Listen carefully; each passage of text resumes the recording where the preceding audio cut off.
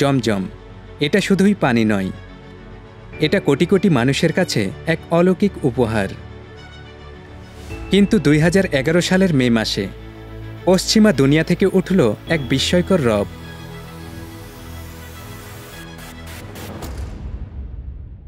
তারা বলল জমজম বিষাক্ত, তারা বলল এটি বিপজ্জনক, তারা বলল জমজম পান করলে বিপদ হতে পারে। বিবিসি প্রকাশ করল একটি তথাকথিত অনুসন্ধানী প্রতিবেদন, যেখানে তারা দাবি করল জমজম পানিতে ইউকে স্ট্যান্ডার্ডের তুলনায় 3 গুণ বেশি আর্সেনিক ও নাইট্রেট আছে। তারা এটার তুলনা করল ব্রিটেনের কালোবাজারে বিক্রি হওয়া বেআইনি বোতলজাত পানির সাথে।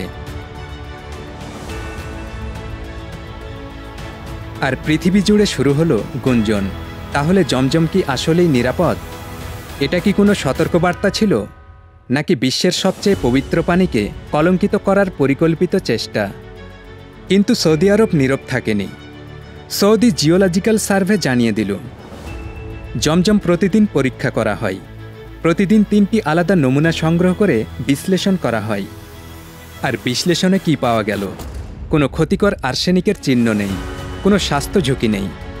বিবিসি যেটা দাবি করেছিল তার ধারে কাছেও না। তাহলে বিবিসি তাদের নমুনা কোথা থেকে পেল? জমজম থেকে তো নয়, 2 পবিত্র মসজিদের অফিসিয়াল সরবরাহ থেকেও না। তারা টেস্ট করেছিল অবৈধভাবে বিক্রি হওয়া বোতলজাত পানি, যা ছিল অপরিষ্কার, অবৈধভাবে ইউকেতে আনা, আর যেটার গুণগত মান যাচাই করার কোনো সুযোগই ছিল না।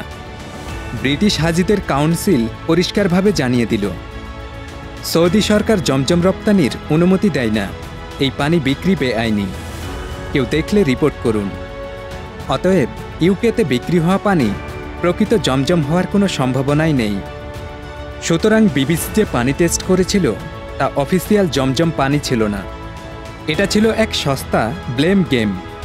হাজার হাজার বছর ধরে জমজম শান্ত করেছে তৃষ্ণার্ত আত্মাকে, পুনর্জীবন দিয়েছে বিশ্বাসীদের হৃদয়ে। কোনো রিপোর্ট, কোনো ষড়যন্ত্র, কোনো মিথ্যা গবেষণা এই পবিত্রতার মর্যাদা কেউ মুছে ফেলতে পারবে না।